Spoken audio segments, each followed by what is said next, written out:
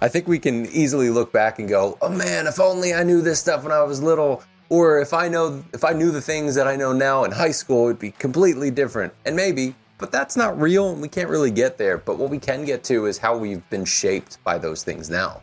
So how do you feel that those overall situations, the anxiety, miscarriage, all of that stuff, how do you feel that's actually shaped you in your life right now? Wow. It's definitely grown, like going back to the miscarriage, I've grown spiritually because of that. Because I mean, who wouldn't ask God why? Who wouldn't?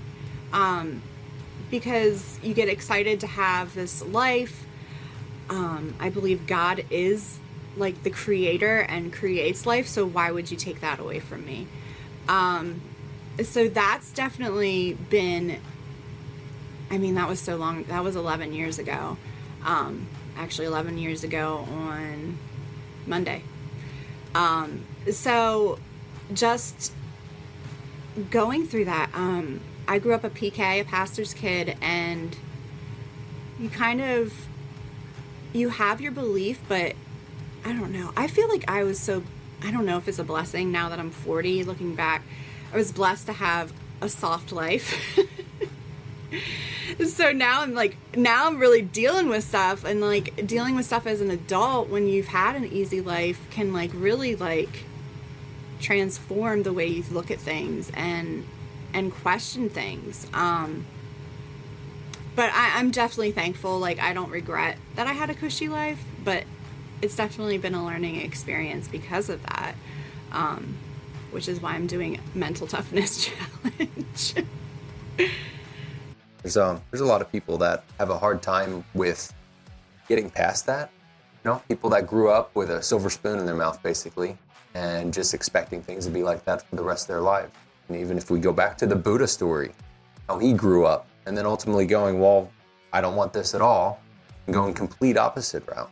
You know? Then there are people that live terrible, terrible childhoods, and they grow up to do incredible things. There are also the people that live terrible childhoods and they grow up to be mass murderers, or they were rich kids and they grow up to be mass murderers.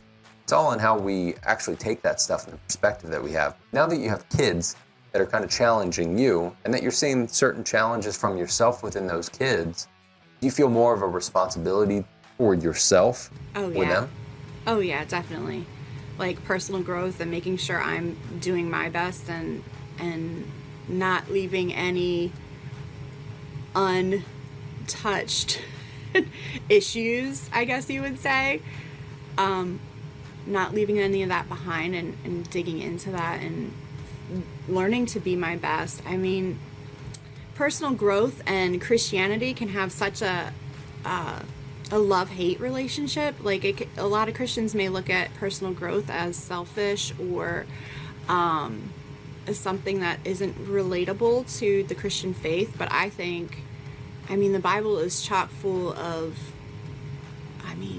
talking about beating your body to submit to what you want it to do and doing things that you don't want to do, but you do it anyway. I think the Bible, I think Christianity and personal growth are completely compatible.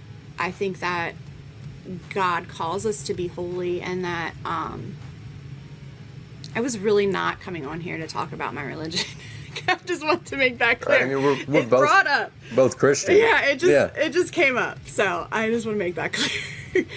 But it's part of my story, like, because that was the mindset I had, was I'm a Christian, I'm good. Like, what else is there to do?